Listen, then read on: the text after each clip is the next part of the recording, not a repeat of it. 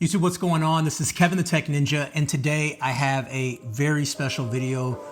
Every video is very special. Today's video, I'm going to talk to you about the Sonos Era 100, Era 300, and how they compare to the brand new Apple HomePods.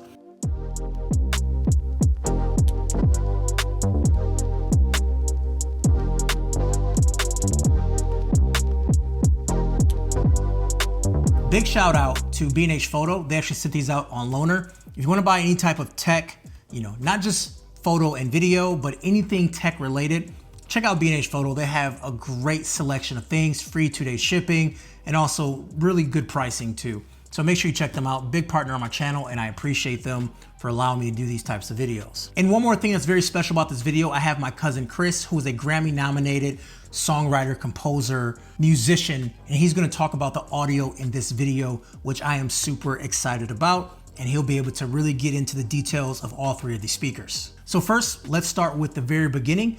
This is the Era 100. It is $249. It has one mid-size woofer and 3 tweeters. This is the Era 300. This is $450. It has 2 woofers, 4 tweeters, and 1 tweeter is actually upward firing, so that is gonna give you that Dolby Atmos sound.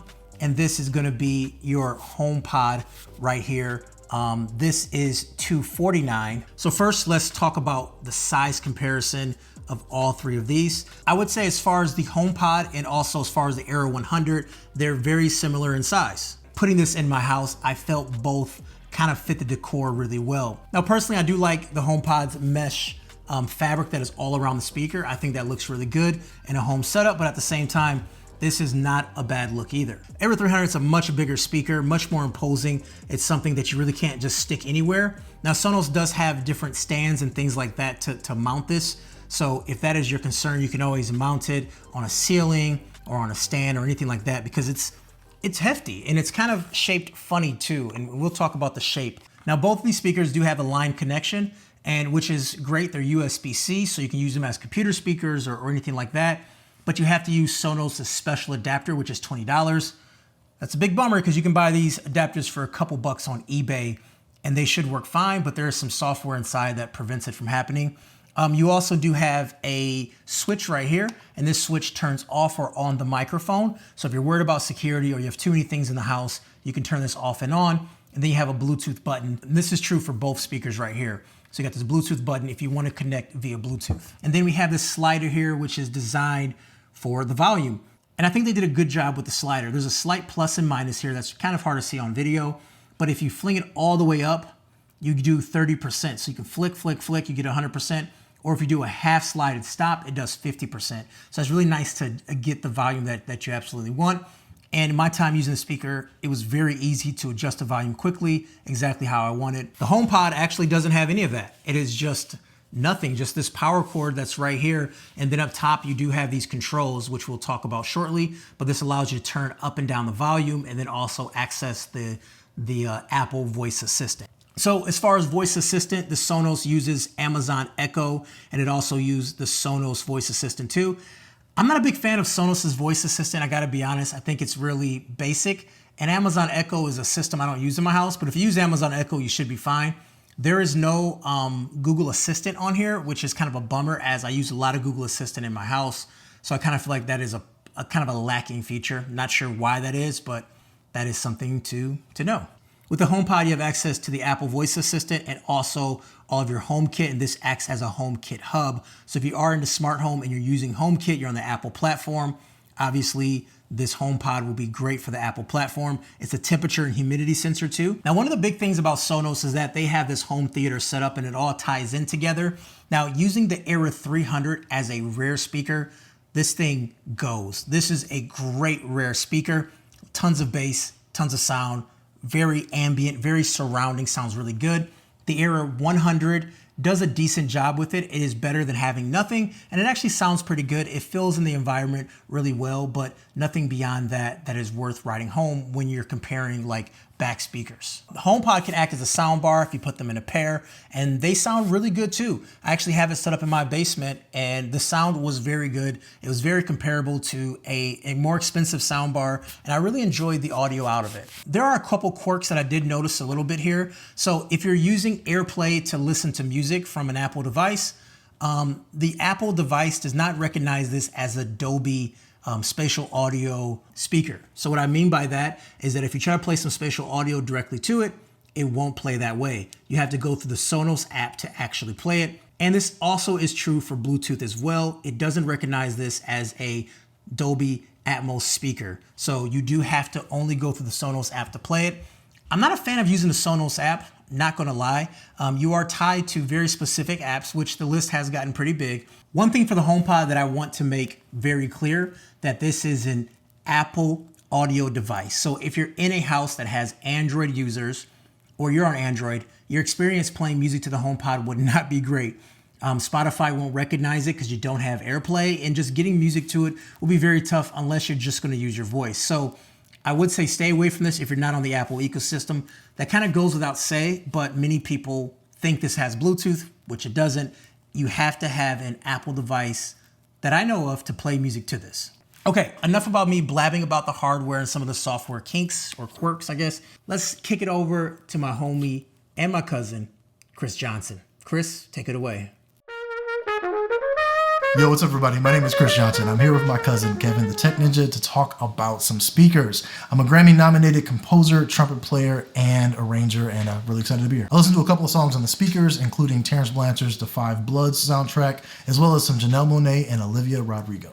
So I had a chance to listen to some of my favorite music on the Apple HomePod, and I'm really impressed with the speaker. I'd say to me, it's kind of like a really advanced Alexa. When I'm really checking it out, it's like, it's got a really great sound, and I'd say it's a step up from the sound that I'd get from there. A lot of great depth in the sound, as well as really, really strong bass presence and space between the different instruments. One of the things that jumped out to me right away was just the spatial audio from the Apple HomePod. I mean, really, I was able to hear a great amount of clarity between the different instruments that I was listening to. One test that I like to do is to really listen to the way that the bass is present in speakers like this. I was listening to Janelle Monáe's We Are Rock and Roll, and man, there was like a lot of depth in the bass, and I was waiting for that kick drum to kick in. As soon as the kick drum came in, I was a little worried that the bass was going to start to kind of come down away from the intro, but immediately it was still there. It had its own space, and there was a lot of clarity in the sound.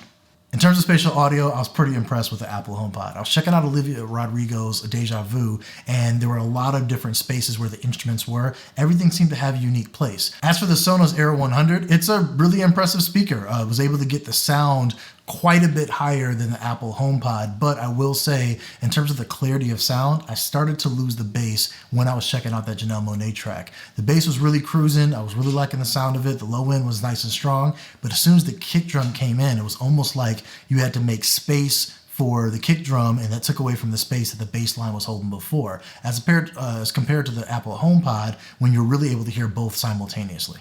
Now, of course, the Era 100 does not have spatial audio, so you are losing a little bit of that depth, a little bit of that separation between the different instruments, but overall, it's still a really great listening experience. If you're looking for like pure volume, I will say this thing really bumps. You're able to get this up. I had it at like 85, and it was kind of shaking the room. I was surprised. For a speaker that small, it really does have a lot of power. With the Era 100, the bass was really cruising on the track, but then at some point you started to lose the clarity of sound as more instruments come in. I'd say on like some songs that have a little bit less instruments, a little bit less things going on in the production, you're gonna get a lot of clarity, but as soon as it starts competing with other frequencies, you do lose a bit, which is to be expected, especially with a speaker that doesn't have spatial audio. The other thing that I've noticed with the Apple HomePod is that, you get a lot of clarity in terms of the EQ. I know it is automatically adding some EQ to the sound, but it really does work to your advantage. As compared with the Era 100, I'm really feeling like the mids and the highs are a lot more prominent than the lows, and it can sound a little tinny at time, but again, that's when I was really bumping up the volume to a pretty high level. So listening to this Sonos Era 300 was just like incredible. I mean, what a powerful speaker with a lot of separation between the spatial audio.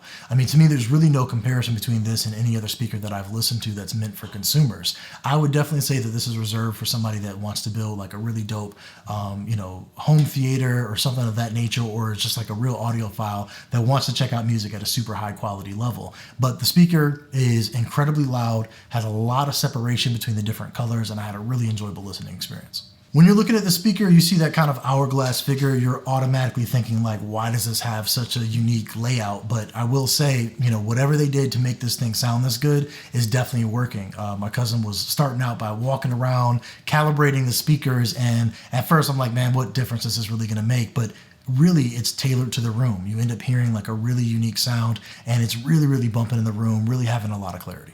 If you're looking to build like a home theater, or you're an audiophile and really serious about your music and your budget isn't so much of a concern, it's definitely worth it to move up to the Sonos Era 300. All right, Chris, thank you so much for that. That was an amazing wrap up. Once again, want to give a big shout out to Chris for helping out. If you're into music and you're like really taking it seriously, hit his links down below, and he has a great YouTube channel and some classes if you want to take music to the next level. Anyways, guys, Kevin the Tech Ninja, have a wonderful day, and we'll talk later. Peace.